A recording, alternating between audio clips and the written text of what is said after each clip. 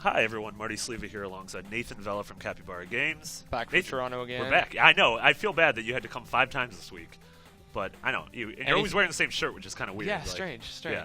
I haven't showered in between any of them. Yeah, I mean I've noticed. I wasn't going to say anything. This is sort of a claustrophobic room, but it would be rude of me. You're a guest. So we're here with Super Time Force. This is the 5th day of our coverage. If you haven't seen the first 4, I don't know what you're doing with your life. You're blowing it. You should totally go back in time. Sure, there's and watch them. Oh man, that was an amazing segue. Yeah, that was good. So what are we seeing here? We're seeing two different little pieces. Here. Yeah, we're gonna do a twofer. We're gonna show you. This is kind of the pseudo present day 1980X. Okay. And it's one of the earlier levels in the game. It's where players are gonna be kind of finding a little bit more of their footing, sure, and also finding a lot of destroyed vehicles and getting rockets launched at them by robots and so on. And it's every different time period in the game is going to have a very different kind of like style and feel to it. You're going to be trying to do very different things throughout each. You're going to be given a bunch of different challenges, whether it's mini bosses or super powerful robots, or scenarios where you really have to figure out what's the best character to use at a specific time. And we kind of touched on it earlier, but you're free to explore whatever level you want at your leisure. Yeah. Yeah, you're not set to, there's not any real set path for the game. You can choose to beat a couple levels in the Jurassic era, sure, and then hop into the post-apocalyptic era, and nice, maybe you want to go through and try to find all the characters first before you start fighting the bosses, so you get to kind of jump in and out, and some levels might be a little bit easier with certain characters, so you might want to try to figure out I've saved Jeff Leopard, so I have some rockets now. I'm pretty sure I can go into the Jurassic era. Okay. There's got to be some kind of dinosaur, maybe a super hip dinosaur. Yeah. So maybe I want to use him. I want to have a dinosaur eating knights in the medieval times. So you get to really choose, how you're going to go through it. And after you beat all of the time periods, that's when crap is going to hit the proverbial fan, and you might end up in a final little insane boss battle against the antagonist of the game, Dr. Infinity. In the biz, we call that design philosophy Mega Mangonian. Yes, it's Mega Mangonian. Yeah. So you guys are really holding that. So you know what I'm excited about for this game? I'm excited on Xbox One to find out whoever's the best at this, and then just watch their Twitch streams. Absolutely. So that's I think the game, like any game that has a speedrun potential, but the other way that you can play the game is not play it speedrun, but play it super strategically. And I mean, we're watching, when we run playtests or when some of the better players at the studio play, some of them are just inching forward to find that perfect path so that they never die. And that's kind of what time travel allows you. Time travel in the game gives you an opportunity to really do it in a whole bunch of different ways, or do it one way, beat a scenario or die in a scenario one way, decide, you know what, I know how to do that better, rewind back, have that whole army of the past yous doing a whole bunch of stuff for you, and then you beat it the way that you actually really want to. Yeah, so we in a previous video we talked about how Ken's giving a talk at GDC about having time travel as sort of a gameplay mechanic in a game. Did you guys sort of look at any games, research games that handled time travel, how they handled it? Are there any examples of games that do it well? Well, I mean, the straight example is usually Braid. That's the one that is on everybody's mind, and part there is an odd kind of correlation between a part of the time rewind mechanic in Time Force and one specific level in Braid. But we actually found it really hard to find games that really used time travel super well. There's a game called Cursor 10, I believe it's called. That was pretty cool, and we all really enjoyed and kind of took some light inspiration from. But really, there wasn't that much for us to draw from, and I think that was a big advantage for us, both in the sense that we had to really think it all through and really put the player first and really put the difficulty and challenge first. But it also kind of made us have to think about what else have not a lot of other games done? Lack of dinosaurs in video games. Lack of medieval knights in games. I feel like we had a heyday of dinosaurs. We had that sort of the late 90s. We had Turok and Dino Crisis. Dino Crisis as well. And they just all bounced. And even on television, Denver the Last Dinosaur, that was a really long time ago. So entertainment needs more dinos. Okay. Well, you guys are at the forefront of that. We're at the forefront of that. And we need weird Atlantis fun parks. There's not a lot of those. Did you ever see the TV show Dinosaurs? Like not the mama? Yeah. Oh gosh, yeah. Did you ever see the last episode? I did. You know I heard it was like really super postmodern. So it gets really sad because the Ice Age comes and they all are frozen in their house and they all die. Wow, that's if you're gonna go out. Yeah, you're gonna go out with a big bang. You might as well go out crushing the soul of children of all these who characters. love the Yeah, show. that was always that. It still weirds me out that show was on primetime and then that ending was on primetime. And it was show. puppets. It was puppet. It was the Henson Company. Wow, that's kind of amazing. Yeah. That's it's actually funny because we actually did love that show and talked about it at times. That show's surreal. Yeah.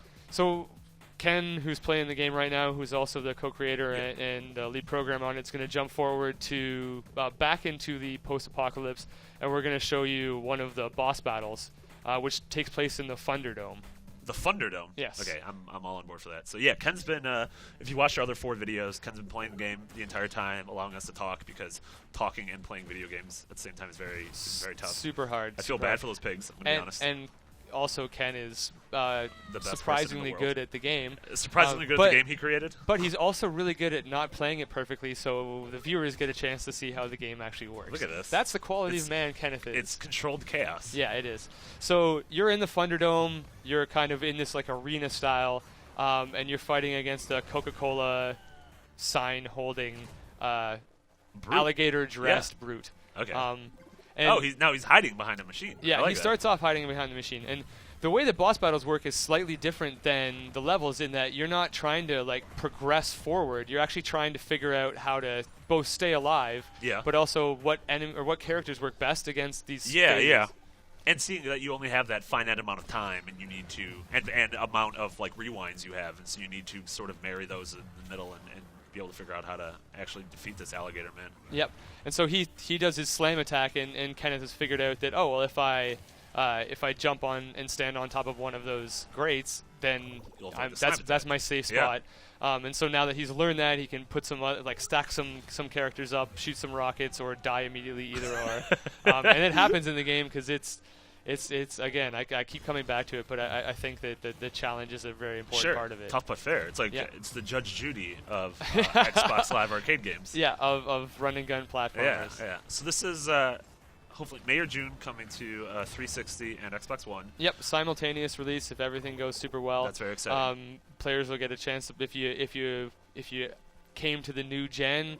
Definitely pick it up on Xbox One, and if you're one of those people who is holding out because there's still a ton of rad games on the platform, or you're waiting for some other games, or you probably should have just bought an Xbox One for Titanfall. I'm not gonna lie. That's true, but you need to keep something around for Dark Souls. Yeah, as well. That's exactly it. So this is phase 2. Okay. A lot of the bosses might have different phases. Now there's a crazy blue-haired bomb-dropping lady. Yeah, I was about to say, is this the same person? Did he undergo like a radical change? No, this is kind of like the gladiator. Okay, I got in post-apocalypse. You're getting a chance to test your strength against the toughest badasses. A smorgasbord of badasses. Yeah. That could be a box quote if you want it. But you still, I'm actually stealing that right now.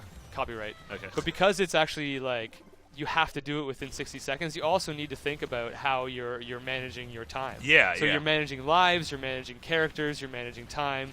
It becomes a pretty big thing to put all together. But everything you're saying is making me have like a very mild panic attack. Oh yeah. That's our hope is that people have very controlled, safe, and healthy panic attacks. Okay, that's good. That's good.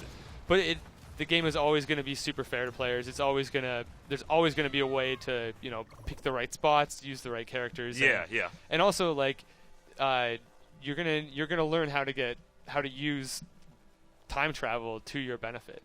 And that's a really big key to the game. That is incredibly excited. I cannot wait to play this game. I might just steal this build. Yeah, I don't know. If Maybe you I shouldn't have said murder that out loud. us, that's all I have to. There's only 3 of you. And we're at the 5th of the 5-set. That's piece, true. So that you don't need me we can have our coverage, and I can play the games. Perfect. So you've flown down here each of the 5 days this week for these videos. I feel like I'd be remiss if I didn't try to get a little information about Below, which debuted at the Microsoft press conference at last year's E3. Yep. Everyone who saw it, I know at IGN, a lot of you guys out there saw the tone piece that you guys put out, and it was incredible, and we want more. And you guys have kind of gone on a little bit of radio silence since then. For sure. Yeah, we've been spending a lot of time to make sure that the game is exactly what we want players to play when they play it the first time. and they're going to get a chance to play it the first time really soon. That's very exciting. We're Am really I going to get a chance to play it? Yeah. Okay, oh, yeah. that's good. I thought it was just like especially you. Okay, so I am among the players. Yes. Yes. Okay. Because we're in front of each other, and you could probably punch me in the face right now. That's true. You definitely get to play. I wouldn't do that because we haven't told people to keep it locked yet. No, that's true. No, we're really excited to, have players get a chance to both play Super Time Force once it's out in the wild, just be able to buy it. Yep, and that's going to be super soon. I would buy 2 copies. I hope like so. Buy it on 360. Yeah. And we're also super hopeful that people will see what we're trying to do. Jim Guthrie's back for Below, making another bonkers soundtrack. Very different than Sword and Sorcery, but the game is kind of it is very aesthetically driven. Mm-hmm. It is very survival driven. Yeah. It is very exploration driven, and we think it's something that you're not going to see a lot of. It's I believe it's a really special game, and I'm super excited to, within the next matter of weeks, for players to get a chance to actually get their hands on it, because we've really spent a ton of time to make sure it looks the way we want it to look. It feels the way we want it to feel. That combat is fair, but again, challenging. And it's a theme for us. We really want to make games that are fair, but games that have a real challenge for players. You guys don't make baby games. We're not. That's not our cup of tea. That's not our cup of tea. What we love to play is the hard stuff, and people have been cracking it super hard on Dark Souls 2. So you can see where the it's part of our ilk. It's in our blood, and Below's going to be it's going to be really fun to get it out in front of people, and we're really excited to have players kind of come into this little it's almost like a terrarium. Okay. Because the camera is so pulled far back, back, and because you're so small and weak, and on the verge of death at every turn. But it's a terrarium full of secrets and full of opportunities to explore. Yeah. And that's, I don't know, I think there's something for if you like that style of game, if you're really into kind of dungeon crawlers or it's very inspired by roguelikes, and if but we're doing it in a very Capy way. Yeah. And very, there's a lot of combat and a lot of survival and a lot of exploration. Yeah. And I there's a lot of it that people haven't seen. It's super beautiful. Do you think Squirty Magnum will show up in the game at all? Squirty Magnum? Was that Squirty Harry? Squirty Harry. Squirty he has Harry a Magnum. with a Magnum. Yeah. I can see that. Squirty Magnum with a Harry. There's about a 0% chance of playable feces in Below. But that's maybe you guys would have said that 2 years ago with this game. Yeah, that's actually. Well, we knew we were going to put dolphins in it. We knew we were going to put dinosaurs in it. Right when we started putting crap in it, and we knew we needed to make crap playable. Yeah, literal crap. But it comes back to how we like to make games, and we like to play the stuff that we make and play it a lot and figure out what's the best for anybody who's a Capy fan that's going to pick it up. And we hope if you love Sorcery that Super Time Force might be something totally different, but Below it might be right up your alley if that's it, if that's your game. Or if you knew us before Sorcery for Clash of Heroes, we're always going to be trying to bring something different. Sure. Yeah, well, you guys do good work, and looking at this and what you've said about Below, it seems like you guys are continuing to do good work, so that's very exciting. I know you have a lot of fans here in the office. So awesome. Yeah, congrats, guys. I'm very excited to have fans. Absolutely. No, thank you guys so much. Nathan, thank you for flying down. Ken, thanks for driving. You did an amazing job. You made a terrifying game look very easy, which I'm a bit terrified to play the game now, but I feel like this you too can be this good. Oh man, is that all it takes? Yeah. It's just keep watching these videos. Just make sure there's an ad in between them, and keep watching the videos, and that's how you're gonna get good. Exactly. That's all you have to do. Exactly. That was basically a summary of the game in a nutshell. There you go. So for Nathan, I'm Marty. This is the 5th part of our 5-part Super Time Force series. I'll have a written preview up, and then obviously we're gonna have a ton more leading up to its release in a few months. So for everything else, Capybara, Below, and Super Time Force, keep it locked. Lock it down. Seriously, lock it. You can throw away the key. You don't need a key anymore. Useless. Yeah. It's done. It's never being unlocked. Keep it here on IGN.